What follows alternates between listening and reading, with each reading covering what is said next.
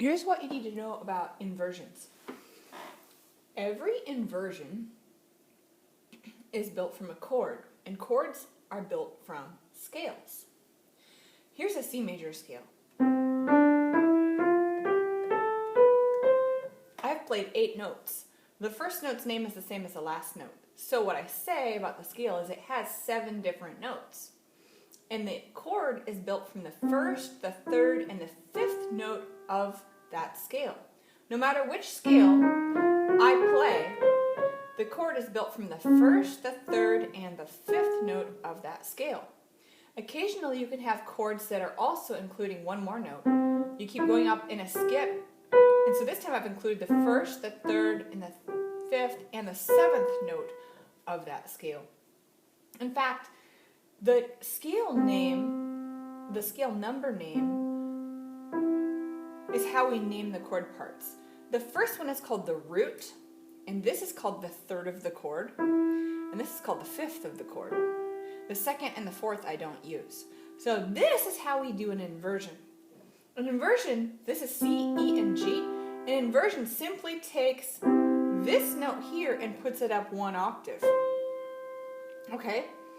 So I have still only the same 3 letters, C, E, and G. And I take this note here and put it up an octave here, and that's my inversion. And this is 3 different positions I've played so far. This is called root position. And the first time I do this is called an inversion, which means turning it upside down. That's called first inversion. It's not first position. Root position is the first position. But first inversion is the first time I turned it upside down. I do that again, and over here is called second inversion. And I do that one more time, and I actually end up back in root position. If I have a 4-note chord, that becomes a little more complicated. This goes up 1 octave to here, and it sounds like this. And then I take this E and go up there, and then I do this up here. And then I can go up one more time. So I had root position, root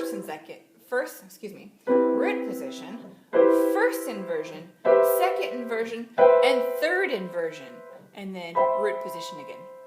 But traditionally we mostly find ourselves working with the 1 chord here.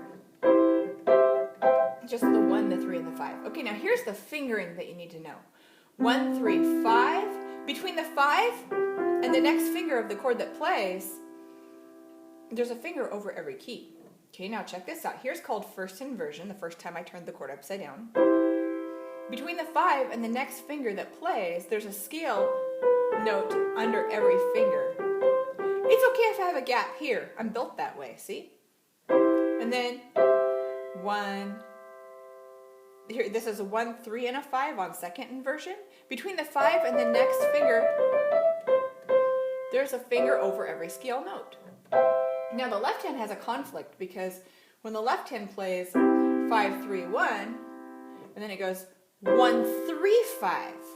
The reason why is between the 5 and the next note that plays, there's a finger over every scale note. And if I go over here, this has to be a 2 in second inversion because between the 5 and the next finger that plays, there's a scale note under every finger. And you also feel it when you do this, 5, 3, 1. That's a little more awkward because there's more spacing between these fingers than they would like.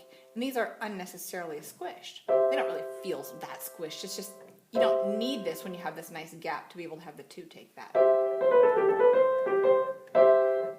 So when you play them hands together, it's all very nice in root position because you have 3rd fingers together. But then you go up to first inversion, and this is the natural fingering chord shape that you want to train for first inversion.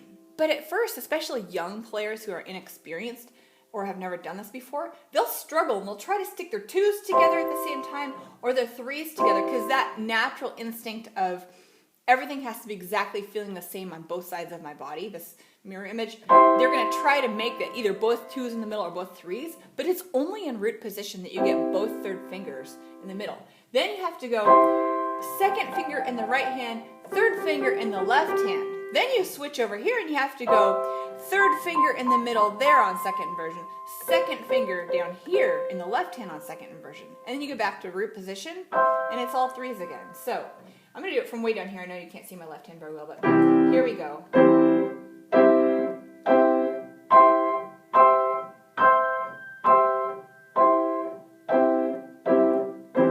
I'm going to do it from the key of G. 1, 2, 3, 4, 5, 6, 7, 8, 7, 6, 5, 4, 3, 2, 1. 1, 3, 5. Root position. First inversion, you'll notice my right hand has a 2 on first inversion. Second inversion, my left hand has a 2. And root position. And then I keep going. Right hand 2, left hand 2, but right hand 3. And root position and back down. So hopefully this has helped you get a grasp on what inversions are and why we finger them the way we do. Same thing for broken inversions.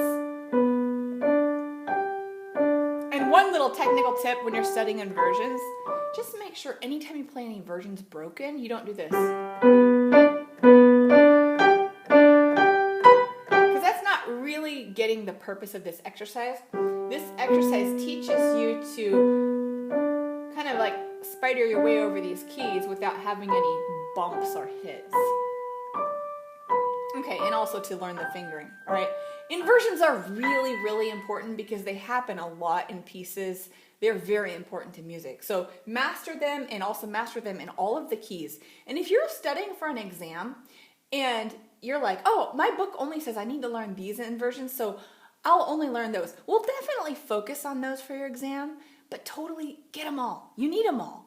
Music is higher than your exam. Just remember that. And your study of piano has discipline that's, should be more rather than, up to the level of your exam. Your study should exceed the level of your exam. So study all of your chords and keep in mind that they are all important. So learn all of your scales, learn all of your chords, learn all of your inversions. And then as you grow into a higher level, you'll start working on this. 4-note inversions. After you master your 3-note inversions, then you'll see, oh, it goes 1, 2, 3, 5, 1, 2, 4, 5, 1, 2, 4, 5, 1, 2, 3, 5. On the left hand, similarly, 5, 4, 2, 1, 5, 4, 2, 1, 5, 3, 2, 1. So root position, first inversion, second inversion, and root position again. Okay, so work really hard in your inversions and they will turn back and serve you well for your whole pianistic life. Best wishes.